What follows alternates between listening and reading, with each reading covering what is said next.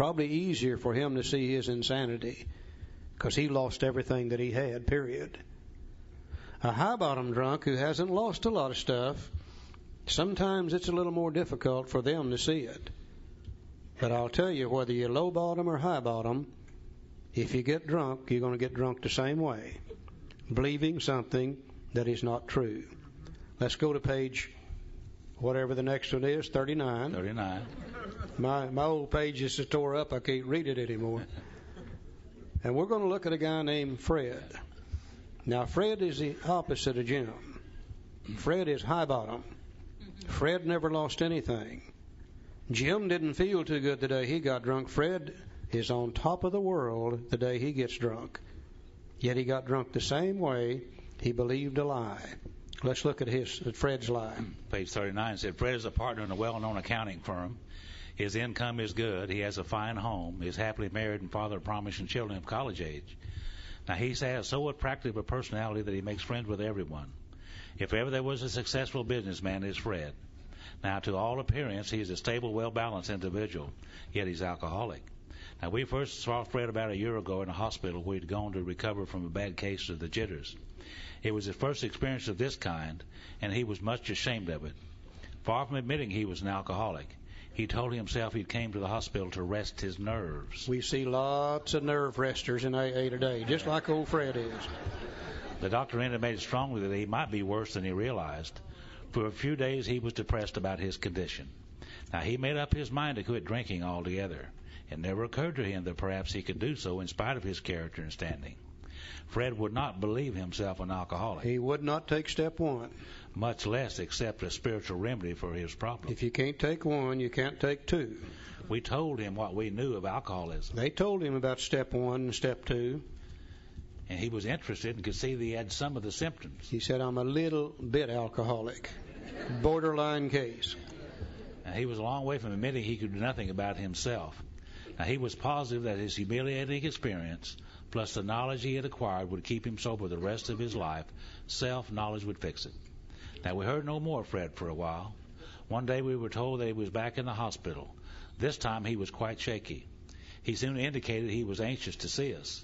The story he told us is most instructive, for here was a chap absolutely convinced he had to stop drinking, who had no excuse for drinking, who exhibited splendid judgment and determination in all his other concerns, yet was flat on his back nevertheless. Well, let him tell you about it. He said, I was much impressed with what you fellows said about alcoholism, and I frankly did not believe it would be possible for me to drink again. And I rather appreciate your ideas about that subtle insanity which precedes the first drink. But I was confident it could not happen to me after what I'd learned. I reasoned I was not so far advanced as most of you fellows, that I'd been usually successful in licking my other personal problems, and that I would therefore be successful where you men failed. I felt I had every right to be self-confident. It would be only a matter of exercising my willpower and keeping on guard. Now, this frame of mind, I went about my business, and for a time all was well. I had no trouble refusing drinks and began to wonder if I had not been making too hard a work of a simple matter. We think Fred began to get drunk right here. He began to say, this staying sober is easy, nothing to this. Yeah. One day I went to Washington to present some accounting evidence to a government bureau. I've been out of town during this particular dry spell, so there's nothing new about that. Physically, I felt fine. Neither did I have any pressing problems or worries. My business came off well. I was pleased and knew my partners would be too. It was the end of a perfect day, not a cloud on the horizon. Everything's on top of the world for old Fred. He's doing great, making lots of money, family happy, business associates happy. Everything's good in Fred's life. He said, I went to my hotel and leisurely dressed for dinner.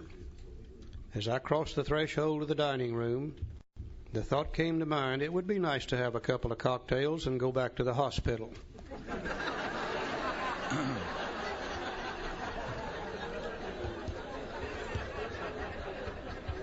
Now, that's the truth, isn't it?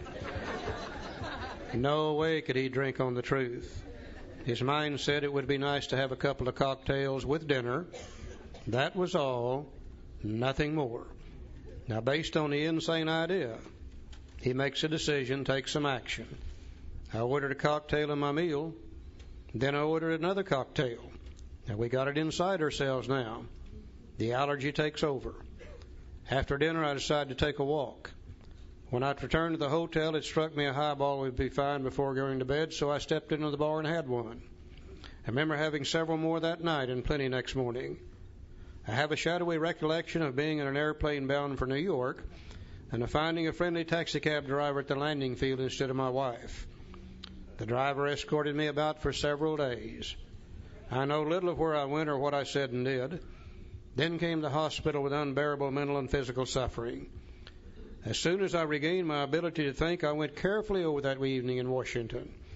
Not only had I been off guard, I had made no fight whatever against the first drink. This time I had not thought of the consequences at all. I had commenced to drink as carelessly as though the cocktails were ginger ale. Now, is Fred's real problem the fact that he has a physical allergy to alcohol? Or that he has a form of insanity that tells him it's okay to have a couple of cocktails with dinner? The real problem centers in the mind, telling us we can drink rather than the body that ensures we can't. Page 43, last paragraph. You know, Bill had the idea that self-knowledge would fix it, and Roland had the idea that self-knowledge would fix it. Fred had the idea that self-knowledge would fix it. Bill's trying to show us through here they all have the obsession of the mind. And he's trying to show us through the illustrations of Man of 30, Jim, Jay Walker, and Fred to tell us one thing. And the last paragraph says, once more. So he just went through all this to say once more, the alcoholic at certain times has no effective mental defense against the first drink. Except in a few rare cases, neither he nor any other human being can provide such a defense. His defense must come from a higher power, and that is the solution. So you can't heal a sick mind with a sick mind. Self-knowledge won't get it. The more we try to think our way out of it, the deeper into it we get. We must come from a higher power. Our defense must come from a higher power. And you notice he didn't say the practicing alcoholic or the drinking alcoholic. He just said the alcoholic.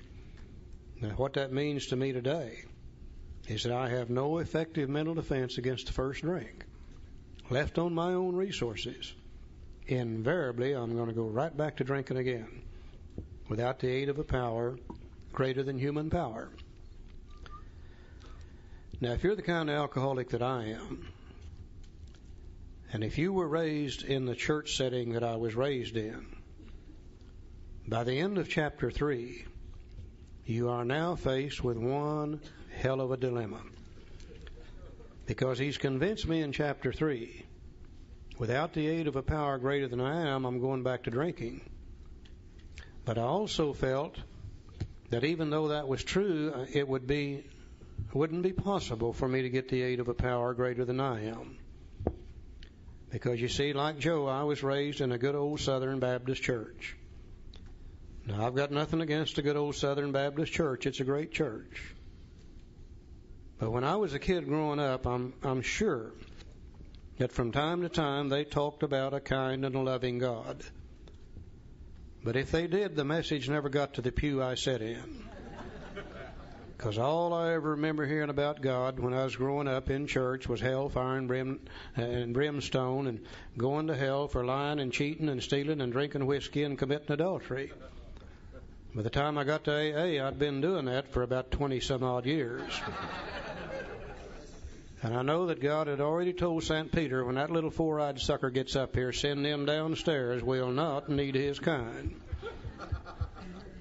And I knew that if God had anything to do with me, it wouldn't be anything good. It would certainly be something bad. I remember so clearly when I separated from God.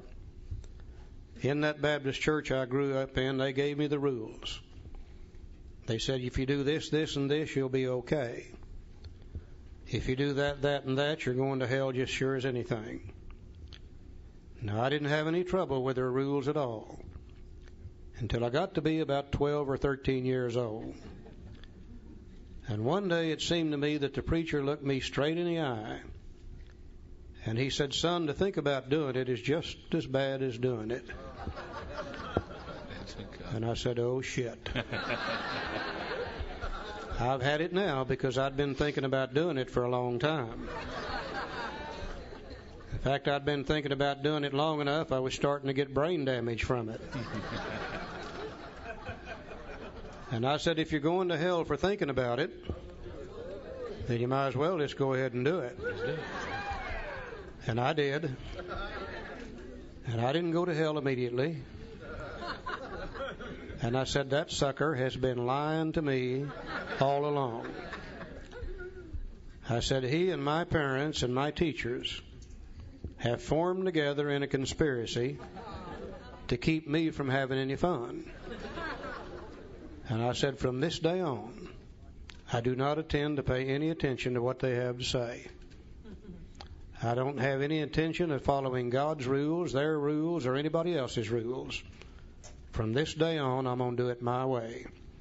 And I'm going to do it whenever I want to, and if they don't like it, to hell with them.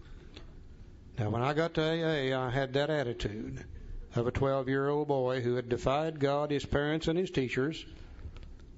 And when I first walked into AA, I was 38 years old, with the spiritual knowledge of God of that 12-year-old boy. No wonder we have trouble with this God thing when we get to AA. Anybody else ever have those kind of feelings about God and people? See? And I think Bill recognized that.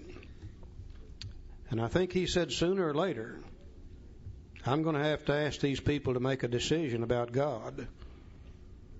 And I think he said in his mind that they're not going to be able to make that decision based upon old ideas. And that's what I had when I got here, old ideas. And I think he said, I believe I need to give them some new information about God, where they might be able to discard some old ideas, pick up some new ideas, and then they'll be able to make a decision about this God thing. And he wrote another chapter called We Agnostics, which I think is one of the greatest pieces of spiritual information I've ever read in my life. As I read that and studied that, I could see where some of my old ideas, old prejudices about God and religion were wrong. And when I could see where they were wrong, then I could discard them, and then I could accept some new ideas about God, and then I could make a decision. But based on hellfire and brimstone, based on a God of justice, no way could I have ever made the decision about God.